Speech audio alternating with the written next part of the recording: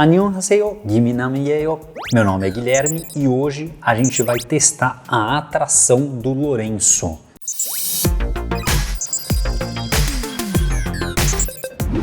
Bem-vinda e bem-vindo ao canal Mais Pop que K-Pop. É isso mesmo. E é isso mesmo que eu falei certo, não tô dizendo que é isso mesmo.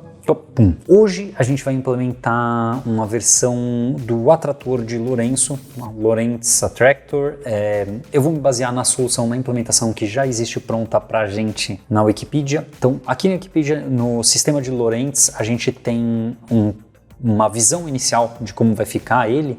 Não é exatamente isso? Eu vou pular aqui a descrição inicial. Imagina que ele vai se assemelhar àquilo que a gente viu com o atrator, com o mapa de Enon. No mapa de Enon eu discuti que a iteração era feita passo a passo, era discreta. Eu tenho o estado do meu sistema, nesse instante, eu aplico a função e eu tenho o próximo estado, eu tenho o próximo estado, eu tenho o próximo... Você tem sempre, de uma forma discreta, os próximos estados. No sistema de Lorentz, você tem um sistema de equações diferenciais em que isso não é discreto, é contínuo.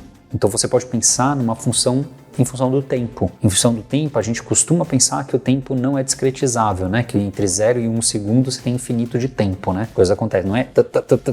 Que vergonha. Ele está contínuo, né? Então a implementação é completamente diferente por padrão. Dá pra gente pegar sistemas de equações diferenciais e resolver elas de uma forma discretizada e aí implementar e ter um resultado similar. Então era uma das abordagens que eu poderia fazer hoje, era mostrar como é que a gente faz a redução de um sistema de equações diferenciais para uma implementação discretizada. É bastante matemática para quem nunca está acostumado a ver matemática, e aí implementar essa função, porque daí resolve da maneira que a gente tinha resolvido antes. Mas eu queria mostrar da maneira com equações diferenciais que, utilizando bibliotecas, fica bem simples da gente fazer. Então vamos lá, vamos dar uma olhada aqui. Então a ideia é que a gente tenha a função, tá? Vamos chamar aqui para usar palavrinhas bonitas, eu vou usar a gente tem uma função que a gente pode pensar que no eixo, que no x, né? A gente tem um parâmetro vezes y menos x. No y a gente tem um x vezes um parâmetro menos z menos y, e no z a gente tem xy menos um parâmetro z. Tá? Essas são as fórmulas que são utilizadas, só que aí a gente tem que pensar que aqui, como ele está usando dx dt, dy dt, dz dt, ele está falando, olha, a mudança de x no tempo, né, o d de derivada aqui, derivada de x em função do tempo, é isso. É o quanto que x muda, o quanto x varia em função do tempo. Porque não é um passo, mais um segundo, mais um segundo, não. Num espacinho de tempo assim, o x mudou. Num espacinho menor de tempo, o x mudou. Num espacinho menor de tempo, o x mudou. Então a mudança de x em função do tempo se dá de acordo com essa fórmula. A mudança de y em função do tempo se dá em função dessa fórmula. A mudança de z em função do tempo se dá dessa fórmula. Eu sempre chamo t de tempo e eu vivo feliz com isso. Beleza, aí tem um monte de análise, etc, órbita, soluções, blá blá blá. E aí vem para a simulação aqui em Python, tá? Em Python eu vou dar um copy-paste aqui. Bom, primeiro eu vou dar um copy-paste nisso aqui, né? Então é uma implementação simples, né? Implementação do atrator de Lourenço. Lourenço é brincadeira, né? Lorentz é baseada na Wikipedia, tá? Baseada no código da Wikipedia.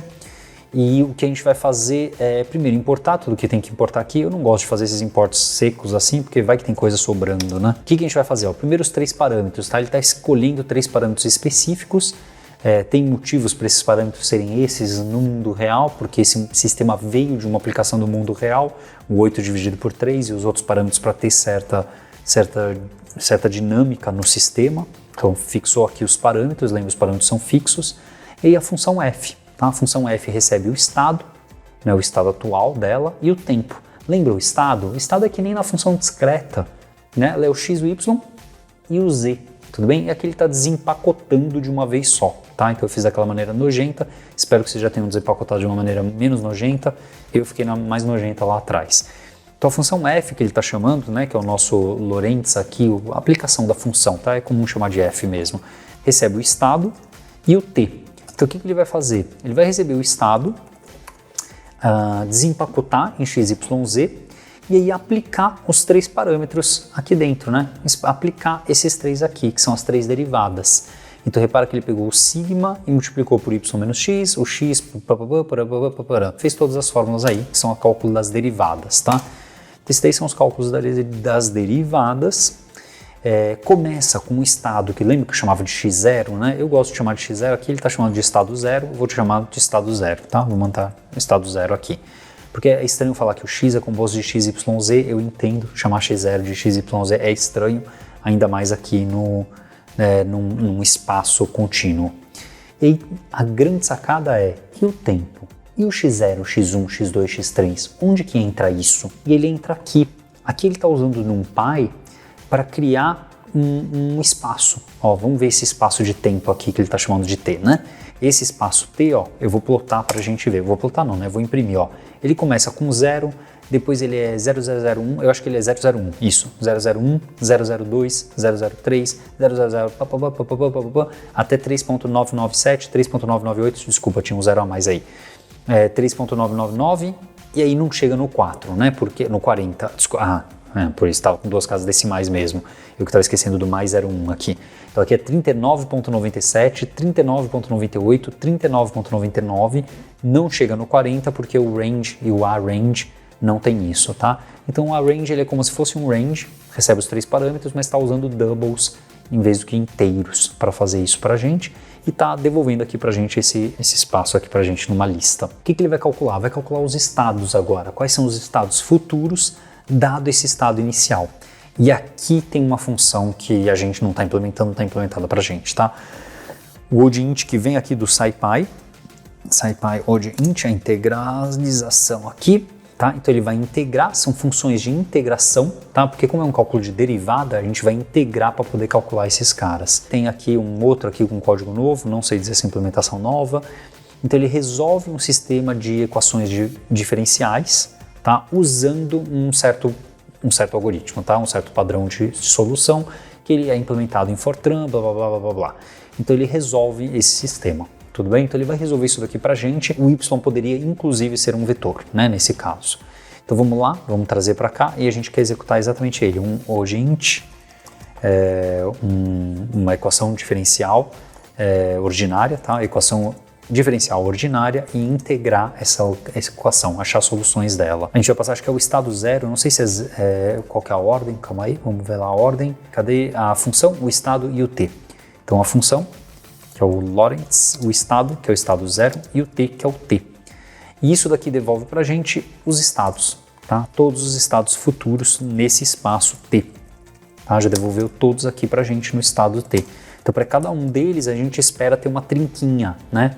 A gente tem aqui, ó, começou no 1, aí foi parar aqui, aí foi parar aqui, aí foi parar, tá? Então a gente vai ter aí tudo isso. Então a gente discretizou, aplicou nesse espaço discretizado aqui pra gente. E aí ele vai plotar. Plotar é uma figura, criou uma figura para poder fazer a configuração. Ele chama um GCA no Matplotlib, GCA, não lembro de cabeça, o GCA, ele pega o axis e ele está dizendo que ele vai usar 3D, acho que é isso.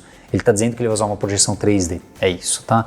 Porque por padrão a gente está fazendo projeções 2D, então é isso que ele está fazendo. Ele está falando, olha, eu vou usar uma projeção 3D, então me dá os eixos, não XY. Eu vou querer um que seja capaz de trabalhar com XYZ, porque vai ter Z aí pra gente, né? E aí ele manda plotar, que nem a gente fez da outra vez, plota a primeira dimensão, que é o X, o Y e o Z, tá? E ele dá um draw e um show para desenhar e plotar pra gente, tá? Eu achava que o draw era opcional. Ah, acho que o draw precisa aqui porque a gente fez no Axis, a gente atualizou. Eu tenho impressão, vamos dar uma testada, eu posso estar falando bobagem e a gente vai descobrir. Descobriremos juntos e juntas, vamos lá, vou colocar aqui, tirar fora, vamos plotar. No caso do Júpiter, do Colab aqui, plotou, tá? Talvez precisasse, tá? Vou tirar aqui, vou deixar comentado porque talvez precise. Então aqui ele plotou pra gente e a gente tem aqui bonitinho, olha o atrator, que bonitinho o atrator, né, a órbita aqui que rolou, né, a órbita da gente aqui no 3D. Legal? Então a gente tem o resultado. Só pra gente dar uma olhada, então como a gente usou a integralização aqui falei a palavra completamente errada, da nossa equação diferencial ordinária, a gente não precisou ficar fazendo a iteração na mão, etc, até porque não é basicamente só uma iteração, resolver o sistema. Pode ser numericamente, pode ser como for, tá? Mas tem que resolver. E a gente consegue aqui o plot, que é muito parecido com aquilo que a gente tinha visto. Eu acho que aqui não tem um plot, né? Muito que é parecido com o que a gente tinha visto lá em cima. A gente tem alguns plots aqui, não, mas aqui já são eixo X por Z, alguma coisa do gênero, que é o que ele mostra ali em cima. Aqui é o eixo Z pelo eixo Y, então ele está plotando em 2D, não está plotando em 3D não, tá? Ó, o xx por y. E você pode ver que esse desenho lembra muito um morcego, né? Não, mas não é o morcego que o pessoal faz, a brincadeira. O pessoal sempre fala da borboleta, do efeito borboleta e toda aquela ladainha que a gente escuta, que a borboleta quando bate asa aqui do lado de casa, tem alguém lá que corre para bate o recorde mundial de corrida, sei lá, qualquer porcaria. A gente sempre tem essas frases super aleatórias que são usadas motivacionalmente ou para dizer que as coisas simplesmente a gente não tem ideia nenhuma do que as coisas acontecem, ou porque se você realmente a borboleta bater asa aqui, alguém ganha na loteria lá, não tem nada a ver, mas é afetado. É usado de várias maneiras super bizarras o efeito borboleta. Eu gosto que eles colocaram entre aspas aqui e dá para dar uma olhada porque o efeito borboleta na teoria do caos significa que a gente tem um significado muito claro, tá? Na teoria do caos é do que seria esse efeito que a gente está querendo descrever. Mas em meios populares a coisa é super meio que fuzuê, né?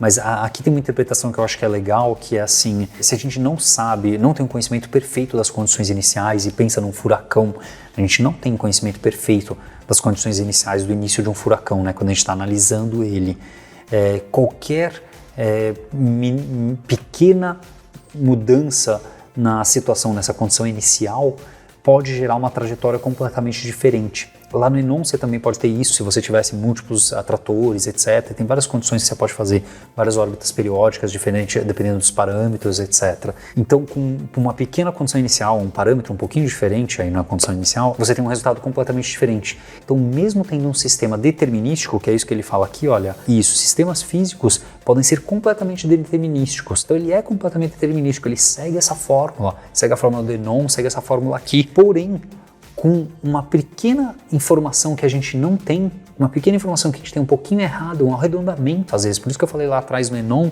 eu falei do arredondamento, às vezes um pequeno arredondamento para cá ou para lá causa uma mudança de trajetória completa, faz atrair para um lugar, faz repelir para outro lugar, faz uma outra trajetória completamente diferente com a órbita. E isso mesmo não tendo efeitos quânticos nesse sistema físico que a gente está estudando. Então, mesmo que seja um sistema físico determinístico, a gente sabe que é só aplicar aquela função de determinada maneira, seja discreto ou não, ou equações diferenciais. Se a gente tiver uma pequena mudança na condição inicial, o resultado é totalmente diferente. Então quer dizer que fica muito difícil da gente prever.